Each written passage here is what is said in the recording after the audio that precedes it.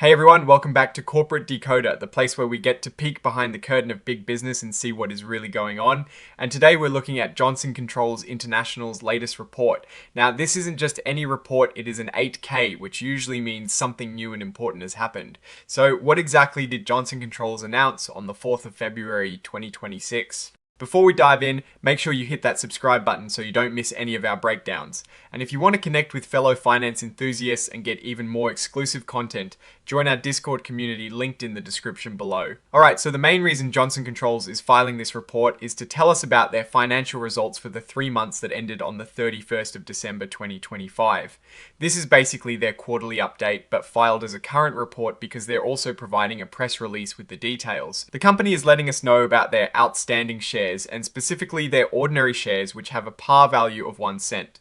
This is pretty standard for a large publicly traded company. They also list out all their different types of debt, like their notes and debentures, with their varying interest rates and maturity dates. It is a long list showing they have a lot of different ways they've borrowed money over the years. For example, they have 3.900% notes due in 2026.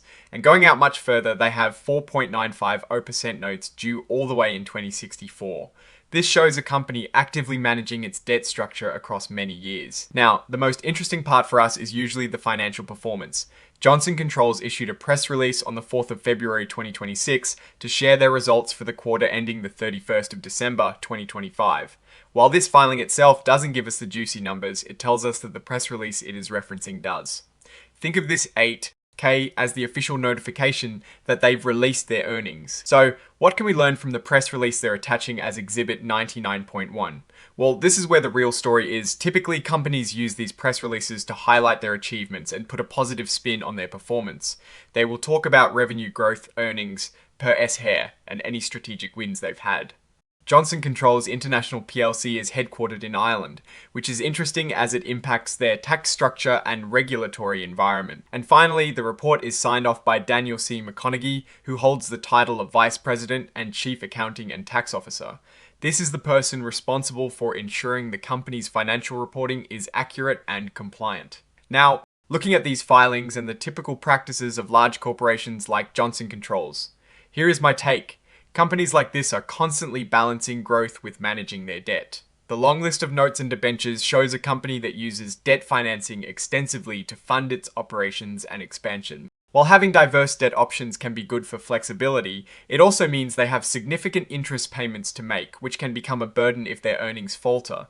The fact that they are issuing an 8K with a press release means they are actively communicating their financial health to investors. We need to look at that press release to see if the numbers they are highlighting show real strength. Are they growing revenue faster than their competitors? Are their profits increasing? Are they managing their debt effectively? Or is the interest eating into their earnings? It is always about digging deeper than the headlines. Johnson Controls is a player in the building technologies and solutions market, a competitive space where innovation and efficiency are key. Their ability to grow and stay profitable, especially with such a significant debt load, will depend on their strategic execution and the broader economic conditions affecting construction and energy efficiency investments. Alright? That is our quick breakdown of this Johnson Controls International filing. What is your take on their financial reporting strategy and what these announcements might signal for the company's future? Drop your thoughts in the comments below if this analysis was valuable. Hitting that like button really helps us out, and subscribe for more deep dives into corporate documents. Don't forget to check out the Discord link in the description to join our growing community. Thanks for watching, and we'll see you in the next one.